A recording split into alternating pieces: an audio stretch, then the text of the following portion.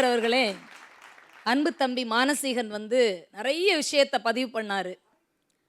அதில் எனக்கு ரொம்ப ஒரு புரியாத விஷயம் இருக்குது. காதலிக்கும் போது பூவன் பழம் காதலி கேட்டால் பூவன் பழத்தை காதலிக்கு வாங்கி கொடுக்குறான்.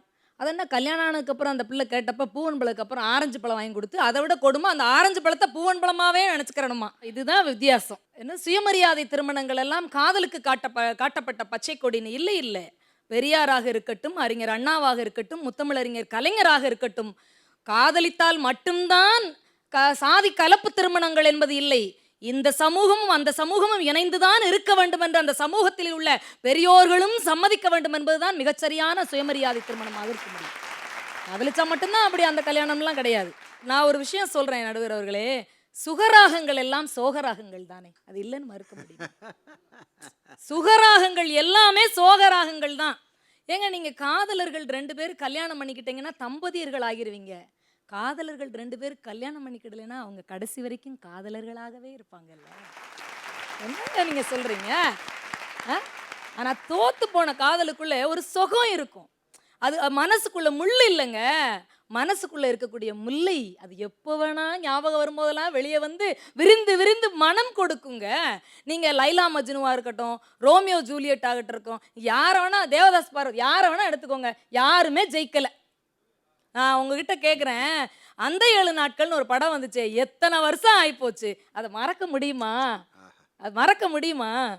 அந்த பாலக்காட்டு மாதவன் நாயர்னு சரே சரே எந்த காதலி நின்ற வாரியாள் ஆகலாம், பட்சே நின்ற வாரியாள் எந்த காதலி ஆகவே முடியாது சாரே அப்படின்னு வணக்கம் சொல்லிட்டு போனேன். பாக்கியராஜை மறந்துட முடியுமா? அந்த சீனுக்கு முன்னாடி பாக்கியராஜ் ஹார்மோனிய பெட்டியில் ஒரு டியூன் போட்டு ராஜேஷ் அழுக வைப்பார் பாருங்க, அதுதான் சூப்பராக இருக்கு. தன்னம் தன்னம் தன்னம் தன்னம் தானே நானே நானா. எடா கோபி, ஒழுங்காத ஆழமாச்சு தின்டாக் வாசி. ராஜேஷ் அவன் வாழ்க்கையை நினச்சி அழுதுகிட்டு இருப்பேன். பாக்கியராஜ் ஆயால் கரையுது பார்த்தில, ஏன் டியூன் அவ்வளோ வள்ளிய டியூன் ஆயிடுச்சு. ஏங்க நான் கேட்குறேன், காதலிச்சு கல்யாணம் பண்ணி வாழ்கிறது தப்பு இல்லை. நீங்கள் எல்லா திரைப்படத்துலையும் பார்த்தீங்கன்னா காதலிச்சு கல்யாணம் பண்ணுறதுக்கு தான் காட்டுவாங்க. அதுக்கப்புறம் பல சரக்கு வாங்கி அவங்க எப்படி குடும்பம் நடத்தினாங்க, மாமியார்ட்ட எப்படி இடிபட்டாங்க, அதெல்லாம் காட்ட மாட்டாங்க. இது அலைகள் ஓய்வதில்லை படத்தில் கையை பிடிச்சிட்டு சாதி மதங்களை எல்லாம் தாண்டி சிலுவையும் சூலாயுதத்தையும் தாண்டி காதல் ஜெயிக்கும். ஆனால் அதுக்கப்புறம் அவங்க கஞ்சிக்கு சத்தத்தை காட்டவே இல்லைல்ல. அதில் தானே விஷயமே இருக்குது. நீங்கள் இப்போ பஸ் ஸ்டாப்பில் 1 மணி நேரம் அந்த பிள்ளைக்காக நின்றுருப்பார். இப்போ கல்யாணம் ஆயிரும், அதே பிள்ளைய கல்யாணம் பண்ணியிருப்பார். எங்க லேட் ஆகுதுங்க, ஆஃபீஸுக்கு போகணும், ஒரு 5 நிமிஷம் அந்த பஸ் ஸ்டாப்பில் விட்டுருங்கண்ணா. போ போ போ போ. எந்த முகத்தை மலர்ந்த முகமாக பார்த்தோமோ, எந்த முகத்தை தங்க முகமாக பார்த்தோமோ, எந்த முகத்துக்காக ஏங்கினோமோ அந்த முகம் கருத்து போனால் தாங்க முடியாது. நினச்சி ஏங்கின ஆள்கிட்ட அது கிடைக்கலங்கும் போது ஒரு வருத்தம் வரும் பார்த்தீங்களா? அது இந்த காதலர்கள்ட்ட இல்லவே இல்லை. எப்பயுமே அவங்க காதலர்களாகவே இருக்கிறார்கள்.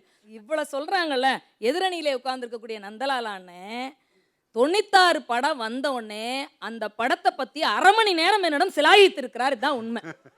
அதில் ரொம்ப மறக்க முடியாத எனக்கு ஒரு வரி இருக்கு. நான் த்ரிஷாவையும் விஜய் சேதுபதியும் மாற்றி மாற்றி சொல்லிக்கிட்டு இருக்கேன். அந்த த்ரிஷா ஒரு மஞ்சள் சுடிதாரை போட்டுருவார்.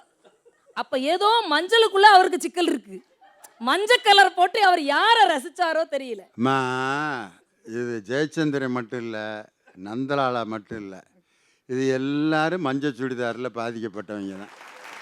மஞ்சள் சுடிதார் மட்டும் இல்லை, ஒவ்வொருத்தனுக்கும் ஒவ்வொரு நேரம் மாறும். வேறு சுடிதாரு, தாவணி, பாவாடை ஜாக்கெட்டு. புத்தம் பொது காலை அந்த பாட்டில் விஜய் சேதுபதி மயங்கினார். பாட்டுன்னே என்னன்னு தெரியாமல் பாடியிருப்பா. அதை கேட்டு கிருகிருத்து போய் இன்னும் நினச்சிக்கிட்டு இருப்பாங்க. அதை செல்ல செல்ல எனக்குதடா முருகா அப்படின்னு பாடி எப்படி பாடுவா தெரியுமா அப்படின்ட்டு நிறைய விஷயத்த சொன்னாங்க. எனக்கு ரொம்ப சந்தோஷமாக இருந்தது. காதலிக்கும் போது அதில் ஒரு சுகம் இருக்குங்க. அது தம்பதியராகி பெற்றோராகி அதுக்கப்புறம் குறைஞ்சிக்கிட்டே வருதுன்றேன் நான். அந்த இளமை இருக்குது பார்த்தீங்களா, அதோடே அப்படியே கட்டாயிரணும். அப்போ அந்த சுகம் அப்படியே நின்று போயிடும். காலுக்கு கீழே பஞ்சு வச்ச மாதிரி இருக்கும், காதுலையும் பஞ்சு வச்ச மாதிரி இருக்கும். எவன் கேட்டாலும் கூப்பிட்டாலும் கேட்காது காது. இப்படியே விட்டீங்கன்னா உங்கள் கண்டிஷனுக்கு போகும்போது மூக்கில் பஞ்சு வைக்கிற மாதிரி ஆயிரும். அப்படி போகக்கூடாது. காதில் பஞ்சு வைக்கணும், காலில் பஞ்சு வைக்கணும், அப்படியே நிப்பாட்டிக்கிறணும். அதோட நின்று போச்சுன்னா தான் அது சுகமாக இருக்கும்.